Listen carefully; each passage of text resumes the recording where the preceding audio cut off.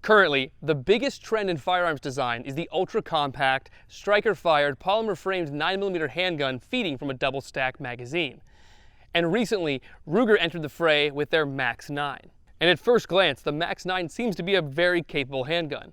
But is Ruger just chasing a trend, or is their little 9mm Max-9 looking to dethrone the designs that currently dominate the market?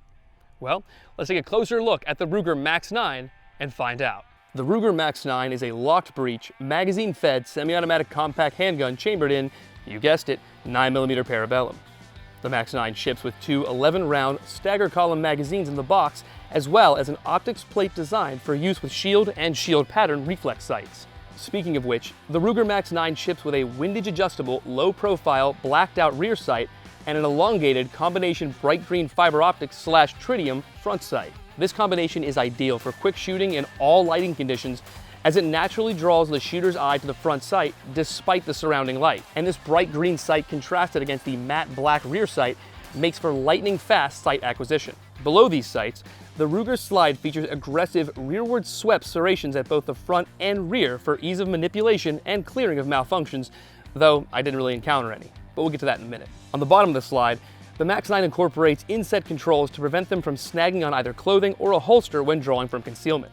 These include an ambidextrous slide release, disassembly lever, and a left side safety lever whose positioning is similar to that of a 1911. Now under all this, the Max-9 incorporates a polymer frame with an aggressive molded stippling texture, similar to, but more aggressive than, Ruger's most recent modernized 9mm handgun, the Ruger American. Finally, the Ruger's frame features a dehorned curved shape at the bottom that fits flush with the magazine base plates. Though if a shooter needs a little more purchase on the handgun, the Max-9 also includes extended base plates for the magazines, making it comfortable to shoot for basically shooters of all sizes. Now all these features are great, but how did the Max-9 perform?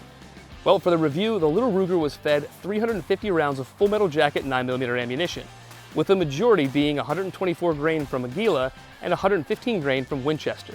In both these cases, the Max-9 ran flawlessly, encountering no malfunctions whatsoever. But since this is a concealed carry gun, I also put an additional 100 rounds of defensive ammunition from Hornady, Federal, and SIG Performance through it.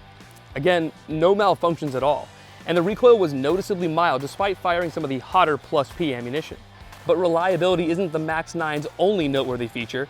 The ergonomics were great as well, with the gun naturally sinking relatively deep in the hand, lowering the bore axis and thus reducing felt recoil.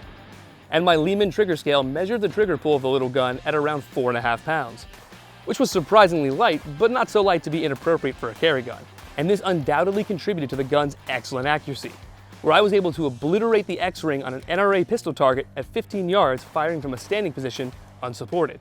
Now this might seem a little overwhelmingly positive, but the gun just ran flawlessly, had appropriate if not mild recoil for its size, and was accurate enough that it's suitable for basically any kind of use that you would ever have of a concealed carry handgun. Overall, the Max-9 is just a solid, well-made design that carries well and shoots even better. Ultimately, the Max-9 is a pistol that was designed from inception for concealed carry, and it's one that carries a list of features that basically read like a recipe for the perfect concealed carry handgun.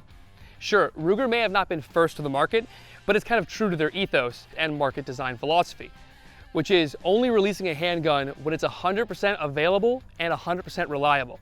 And the Max-9 lives up to both those. Ultimately, is the Max-9 worth it? I would say absolutely, especially if you haven't yet taken the plunge into the quote-unquote high-capacity, subcompact 9mm market.